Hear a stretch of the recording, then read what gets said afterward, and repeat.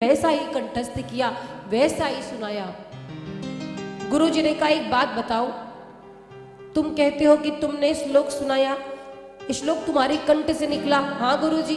अच्छा, तो फिर तुमने श्लोक सुनाया तो इस पुस्तक में जो श्लोक है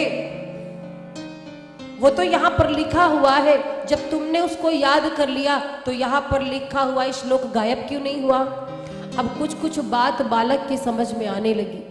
गुरुजी ने कहा, सुनो पुत्र, सुनो बेटा, जिस प्रकार से ये पुस्तक में श्लोक लिखा हुआ है और सूक्ष्म रूप से तुम्हारे मस्तिष्क में आ गया, ऐसे भगवान को जो भोग हम देते हैं भगवान उसको स्वीकार करते हैं सूक्ष्म रूप से। जरूरी नहीं कि उसकी आकृति में परिवर्तन आए, और ऐसा नहीं कि भगवान हमारे भोग को स्वीकार नहीं करते, करते हैं। तो आकृति में परिवर्तन क्यों नहीं आता? आकृति में परिवर्तन देखने के लिए हमारे पास जैसे नेत्र होने चाहिए वो नेत्र नहीं है, हमारे पास जो बुद्धि होनी चाहिए, जो विचार होने चाहिए वो विचार नहीं है। तो ईश्वर भोग ग्रहण करते हैं, सूक्ष्म रूप से ग्रहण करते हैं, और ये भाव होना चाहिए। एक बार की महाराज ऐसी बात है, एक आदमी था, वो केवल दो ही काम करता था, या तो खाता या तो लुढ़क जाता। उसे दो ही काम था, खाता बहुत था, और खा खा करके महाराज मोटा हो गया। घर वालों ने कहा कि ये कोई काम धाम नहीं करता है, बस खाते ही रहता है, खाता ही रहता है। काम के ना काज के दुश्मन अनाज के। घर वालों ने कहा कि ये किसी काम का नहीं, इसको घर से भगाओ। अब महाराज उसको घर वालों ने घर से निकाल दिया। बेचारा निकला अपने घर से, कुछ दूर पे गया, एक मंदिर दिखाई दिया। उसे लगा कि क्यों ना मैं इस मंदिर में शरण मांगू। तब देखा कि जो मंदिर के पुजारी जी थे बिल्कुल मोटे ताजे। उसे लगा कि इस मंदिर में खाने को मिलता बहुत होगा, तभी तो यहाँ के लोग मोटे हैं। अब पहुंच गया मंदिर में और गुरुजी से प्रार्थना करने लगा, गुरुजी हमें भी मंदिर में रहना है, अपना चेला बना लीजिए। गुरुजी ने कहा कि बन जाओ चेला, क्या करना पड़ेगा?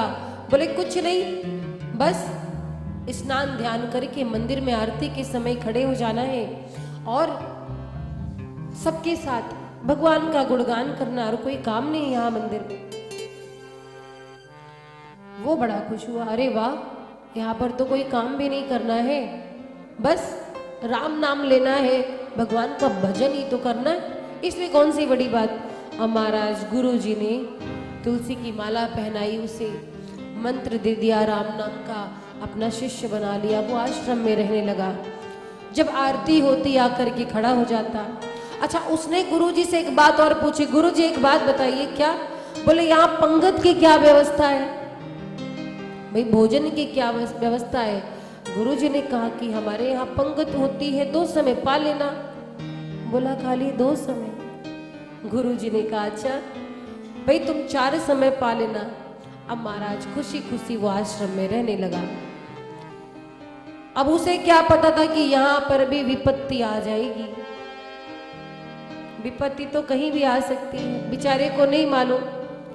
एक दिन की बात है, वो स्नान ध्यान करके जैसे मंदिर में पहुंचा, देखा कि भगवान का जो मंदिर है वहां भगवान को कुछ भोग भी नहीं लगाए, सब कुछ खाली है। मंदिर के आश्रम के चूल्हे ठंडे पड़े हैं। तो जाकर गुरुजी से पूछा कि गुरुजी आज खाने की कुछ व्यवस्था नहीं दिख रही है।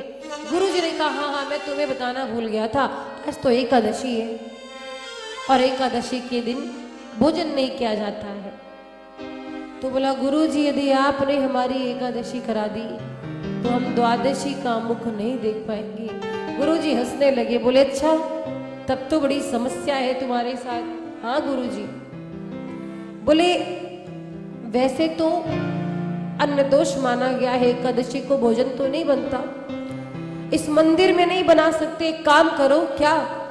बोले ऐसा है कि कुछ सूखी सामग्री तुमको दे दी जाए, मंदिर से दूर जाकर के बना लो और भगवान को भोग लगाकर प्रसाद बुद्धि से ग्रहण करोगी तो कोई दोष नहीं है। अब महाराज वो बड़ा प्रसन्न हुआ। गुरुजी ने एक व्यक्ति से कहा कि भाई इसको आटा सब्जी इत्यादि दे दिया जाए, राशन दे दिया जाए, उसी हिसाब से सारी सामग्री ये अपना बना खा लेगा। हुआ क्या महाराज, वो अपनी सूखी सामग्री इत्यादि लेकर के पहुंच गया एक वृक्ष के नीचे नदी के तट पर, और उसे गुरुजी की बात याद थी। क्या कि मेरे गुरुजी ने कहा है कि जो भी भोजन बनेगा उसको भगवान को भोग लगा करके प्रसाद बुद्धि से ग्रहण करोगे तो कभी दोष नहीं लगेगा। और देखिए महाराज, गुरुजी की बात का ध्यान करके, बड़ा सरल व्यक्ति था वो, गुरुजी की बात का ध्यान करके भोजन बनाता है, और भोजन बनाने के बाद श्री सीताराम जी को बुलाता है, क्योंकि देखो उसे लगा कि सच में भगवान आते होंगे, भोग लगाते होंगे। मेरे गुरुजी ने कहा है, अब भूख तो बड़ी जोर से लगी है, लेकिन क्या कहता है, राम जी को बुलाता है, कहता है हे प्रभु आइए और मेरे भोजन का भोग लगाइए।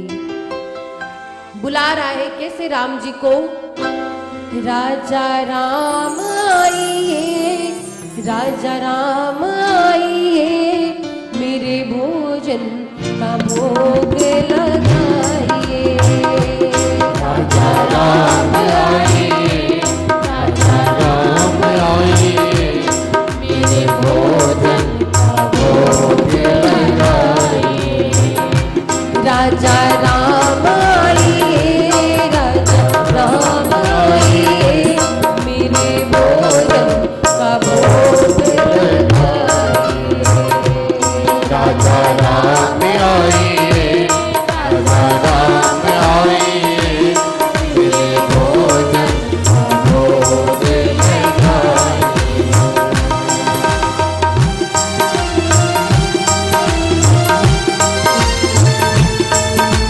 तालियों की सेवा करते हुए जय श्री राम।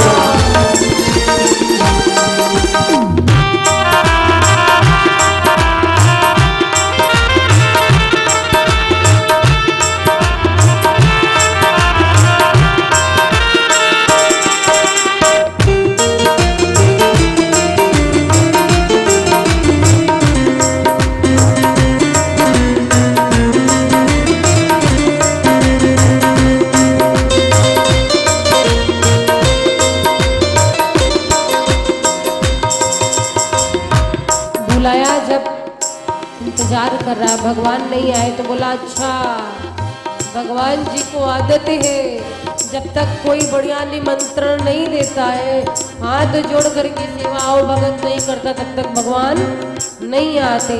तो क्या कहता है प्रभु, सुनिए, यहाँ कोई व्यवस्था नहीं है, आचमनी अरदान आरती यहाँ यही मेहमानी, आचमनी अरदान आरती यहाँ रूखी रोटी पाओ प्रेम से, पियो नदी का पानी। राजा राम आइए, राजा राम आइए, मेरे भोजन का भोग लगाइए। राजा राम आइए, राजा राम आइए, मेरे भोजन का भोग लगाइए। इतने पर भी जब भगवान नहीं आए तो क्या कह रहा है, ओ बढ़िया 56 व्यंजन के जुगाड़ में हो तो सुनो, आज है एकादशी और आज मंदिर में भी कोई व्यवस्था नहीं, वहां से तो हम ही अपने प्राण बचा के भाग के आए, और जो कुछ है हमारे पास व्यवस्था है रूखा सूखा। यदि भूख लगी हो, गरज हो तो आओ, वरना हम नहीं जानते, अगर बढ़िया पकवान के चक्कर में रहोगे तो भूखो रह जाओगे। भूल करोगे यदि तज दोगे भोजन रूखे सूखे, भूल करोगे यदि तज दोगे भोजन रूखे सूखे। एकादशी आज मंदिर में बैठे रहोगे भूखे। राजा राम आइए, राजा राम आइए, मेरे भोजन का भोग लगाइए। राजा राम आइए, राजा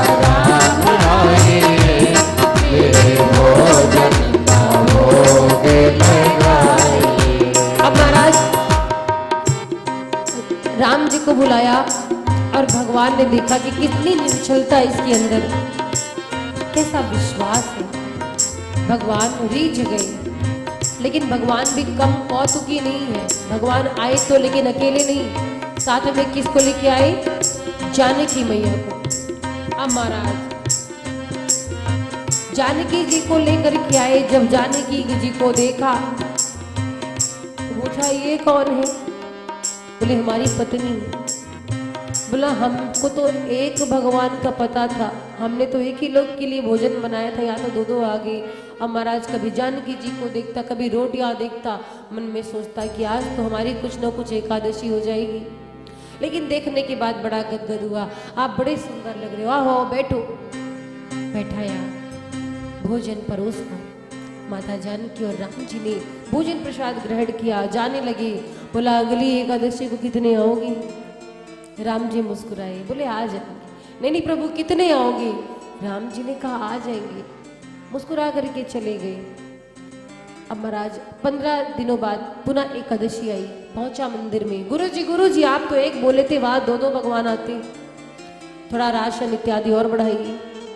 गुरु जी ने कहा भाई 3 सेर आटा कर दो, भूखा अधिक होगा इसलिए भगवान का नाम लगा रहा है। ये गुरु जी का भाव था।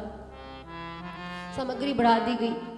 अगली एकादशी को पहुंचा, पुनः भोजन बनाया और जान गया कि राम जी को बुलाओ तो वो अकेले नहीं आते, धर्मपत्नी जी को लेके आते। तो इस बार अकेले राम जी को नहीं बुलाया। इस बार क्या कहता है?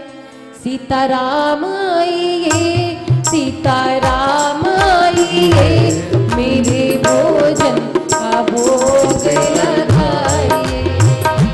सीताराम आइए, सीताराम आइए, भोजन का भोग लगाइए। तो मेरे भोजन का भोग लगाइए, मेरे भोजन का भोग लगाइए। महाराज अब इस बार बुलाया, सीताराम आइए। राम जी आए तो लेकिन अकेले नहीं, बाई ओर जानकी जी है और दाई ओर कौन है? बोलिए लक्ष्मण भैया की जय हो। दाई ओर लक्ष्मण भैया है। और जब देखा उसने, महाराज लक्ष्मण जी को देख करके एक टक दिखता रह गया। राम जी से बोला ये कौन है? राम जी ने कहा मेरे भाई हैं। बोला शक्ल से तो नहीं लगते। लक्ष्मण जी ने कहा अच्छी जगह ले आए हो। राम जी ने कहा ऐसे क्यों कहते हो भाई, भोजन निकालो हमारे लिए। उसने कहा प्रभु एक बात बताओ। राम जी बोले क्या है पूछो। बोले ये बताओ, एक बुलाओ 2 चले आते हैं, 2 बुलाओ 3 चले आते हैं, हद है। हमने आपका ठेका लिया है कि आपके पूरे खानदान का? और महाराज जिस प्रकार से जब बोला तो राम जी भी हंसने लगे, जानकी मैया मुस्कुरा रही हैं। लक्ष्मण जी बोले अच्छी जगह ले आई, बढ़िया मेहमानी करवा रहे हो हमारी। देखता रह गया। बोला वैसे अब आ ही गए हो तो भोजन पालो, लेकिन प्रभु ये गलत बात है, सही सही हिसाब किताब बताया करो, वहां से हमको उसी हिसाब से राशन लेना पड़ता है। चलो आए हो, बड़े सुंदर लग रहे हो, पाओ आप भोजन प्रसाद। भोजन प्रसाद किराया। अब महाराज जब जाने लगे लक्ष्मण जी, राम जी, जानकी मैया, तो बोला अगली एकादशी को कितने आओगे? राम जी ने कहा आ जाएंगे। समझ गया कि ये कहते हैं कुछ और है, करते कुछ और हैं, इनकी लीला यही जाने। सो महाराज अगली एकादशी को पहुंचा गुरु जी के पास। बोला गुरु जी सामग्री और बढ़ाइए, वहां तो बहुत सारे भगवान आते हैं। गुरु जी को लगा कि इसके मन में जरूर कोई छल कपट है, इतना तो ये अकेले खा नहीं सकता, बेचता होगा। गुरु जी ने कहा भाई दे दो इसको 7 सेर आटा दे दो, उसी हिसाब से सारी सामग्री, और एक चेले से खा जाओ, पीछा करो, देखो कहाँ बेचता है ये। अब महाराज सारी सामग्री लेकर के वो पहुंचा उसी वृक्ष के नीचे। लेकिन ये भी भक्त कम नहीं, इस बार भोजन बनाया ही नहीं। समझ गया कि भगवान का परिवार बहुत बड़ा है, एक बुलाओ 2 आते हैं, 2 बुलाओ 3 आते हैं।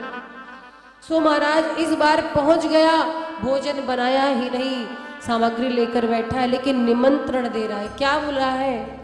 राजा राम आइए, सीता राम आइए, लक्ष्मण राम आइए, मेरे भोजन का भोग लगाइए।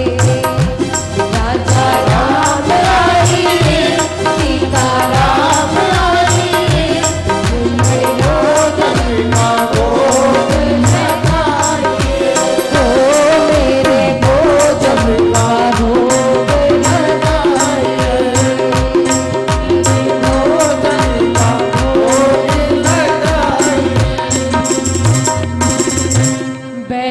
विपिन में भक्त ने कीन्ही जब पुकार, सा तब क्षण में प्रगट भयो दिव्य राम दरबार।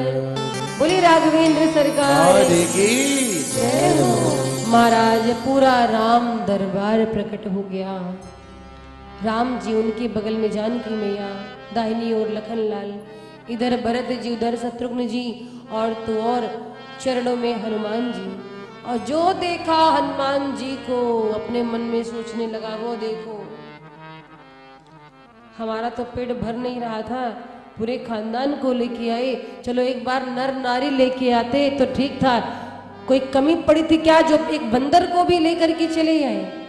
अब हनुमान जी को ऐसे देखे, अब बोला अच्छा है, हम जानते थे पे कुछ नया होगा, हमने बनाया ही नहीं है। राम जी ने कहा बनाया नहीं तो बुलाया क्यों? बोले ये है सामग्री और आप पूरा परिवार बैठ के बनाओ और खाओ, आप जानो आपका काम जाने। राम जी उस भक्त की भक्ति पर रीझ गए और महाराज भक्त के वश में है भगवान। जब भक्त का भाव सच्चा होता है तो भगवान उसकी आज्ञा भी मानते हैं। न जाने कौन से गुण पर दया निधि रीझ जाते हैं। आज राम जी रीझ गए उस भक्त की सरलता पर। और देखो ऐसी कथाओं पर जल्दी विश्वास नहीं होता, क्यों जानते हो? क्योंकि हमारा हृदय सरल नहीं है, हमारी विचार सरलता से पूर्ण नहीं है। राम जी ने कहा भाई देखो भक्त का आदेश है, ड्यूटी मिली है, सब लोग लग जाओ अपने अपने स्थान पर। अब महाराज भरत जी वहां पर उपस्थित हैं। विश्व भरण पोषण कर जोई, साकर नाम भरत असी होई। भरत जी भंडारे की व्यवस्था संभाल लिए। श्री भरत जी भंडारे बनाने लगे। भरत जी भंडारे बनाने लगे। भंडारे बनाने लगे। भरत जी भंडारे बनाने लगे। चुनकर लकड़ी लखन लाने लगे। चुनकर लकड़ी लाने लगे। पूछते पूछ से आंजनेय चौका को। पूछते पूछ से आंजनेय चौका को। और हाथों से पोता लगाने लगे। और हाथों से पोता लगाने लगे। श्री भरत जी भंडारे बनाने लगे। भरत जी भंडारे बनाने लगे। और चेते चूल्हे इधर और उधर। चेते चूल्हे इधर और उधर। शत्रुघ्न, और क्या हुआ? शत्रुघ्न जी चूल्हे चेत रहे हैं, चूल्हे की देख रेख कर रहे हैं। साग भाजी अमनिया कराने लगे।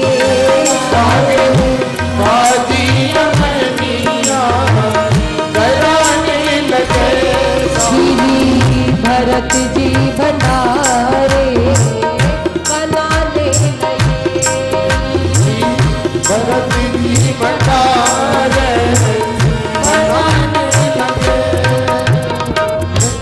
और जब वहां जानकी मैया की उपस्थिति की खबर मिली लोगों को कि आज रसोई में माँ जानकी बैठी है, माँ जानकी पूड़ियां बना रही हैं, तो क्या हुआ? पाके संकेत शक्ति का जत थे वहां, अष्ट सिद्धि और नौ निधि के आने लगे। अष्ट सिद्धि और नौ निधि के आने लगे। श्री भरत जी भंडारे बनाने लगे। भरत जी भंडारे बनाने लगे। महाराज इस प्रकार से सबने अपनी अपनी व्यवस्था संभाल ली। तब तक गुरु जी पहुंचे पीछा करते हुए। देखे शिष्य उस राशन का करता है क्या है, इतना तो खा नहीं सकता। अब महाराज शिष्य बैठा है वृक्ष के नीचे, आंख बंद की। किसी ने कहा आंख क्यों बंद है? बोले जब मिलना नहीं तो देखे क्यों, काय को नजर लगाए, मिलना तो है नहीं। अब महाराज देखो, जब सुना कि जानकी मैया रसोई में है तो जितने दुनिया के जपी तपी सन्यासी ऋषि महर्षि थे सब मैया हमें भी, मैया हमें भी करके दौड़ पड़े मां के हाथों का प्रसाद पाने के लिए। उस भक्त ने देखा अच्छा थोड़ा बहुत जो गुंजाइश होती तो ये और चले आ रहे, अब तो एकदम नहीं मिलना। तब तक गुरु जी आ गए। क्या कर रहे हो? बोले अच्छा हुआ गुरु जी आ गए, आपने हमारे पीछे कितने भगवान लगा दिए देखो ना। गुरु जी ने कहा भगवान लगा दिए मतलब? बोले वो देखो देखो भरत जी भंडारे बना रहे, वो देखो हनुमान जी को देखो, और ये देखिए लक्ष्मण जी बैठे हैं, ये देखिए जानकी मैया। गुरु जी ने कहा हमें तो एक भी नहीं दिख रहे हैं। भक्त की आंखों में आंसू आ गया, प्रभु हमारे गुरु जी को भी दिखो ना। एक तो वैसे हम इतना राशन लेकर के आए, आप इनको दिखोगे नहीं तो हमारे गुरु जी हम पर भरोसा नहीं करेंगे, हमारे ऊपर तो संकट ही संकट है। राम जी ने कहा आपके गुरु जी को नहीं दिख सकते? क्यों महाराज? अरे वो हमसे ज्यादा विद्वान है, मेरे गुरु है। राम जी ने कहा विद्वान होने से कुछ नहीं होता, माना कि आपके गुरु जी बहुत विद्वान है लेकिन उनका हृदय साफ नहीं है, उनका मन निर्मल नहीं है। निर्मल जन मन सो मोहि भावा, मोहि कपट छल छिद्र न भावा। तो मुझे वही भक्त प्राप्त कर सकते हैं जो निर्मल स्वभाव के हो। रोने लगा, बोला गुरु जी राम जी कह रहे कि आपको नहीं देखेंगे क्योंकि आपका हृदय सरल नहीं है। आज गुरु जी की आंखों से झरझर झरझर आंसू गिरने लगा। शिष्य के चरण पकड़ लिए, बोले इतने दिनों से आराधना की, इतना ज्ञान विज्ञान संपन्न होने के बाद मेरे हृदय में कलुषित, मेरा हृदय कलुषित था, मेरे हृदय में पाप था। आज मेरे इस हृदय में बैठे हुए अंधकार को तुमने दूर कर दिया। कौन कहता है कि मैं ज्ञानी हूं? आज तुमने मुझे भगवान से मिला दिया। मैं तुम्हारा गुरु नहीं, तुम मेरे गुरु हो। और इस प्रकार चरण पकड़ लिए शिष्य के। गुरु जी रोने लगे, और जब रोए तो आंखों से पश्चाताप की आंसू बहने लगे। शिष्य बोला महाराज अब तो हमारे गुरु जी को दिख जाओ, क्योंकि अब इन्होंने पश्चाताप कर लिया, इनके जो पाप थे ना आंसुओं से बह गए, अब इनका हृदय सरल हो गया। और तब प्रकट होकर के पूरे राम दरबार के दर्शन हुए हैं उनके गुरु जी को। बोलिए राघवेंद्र सरकार की जय।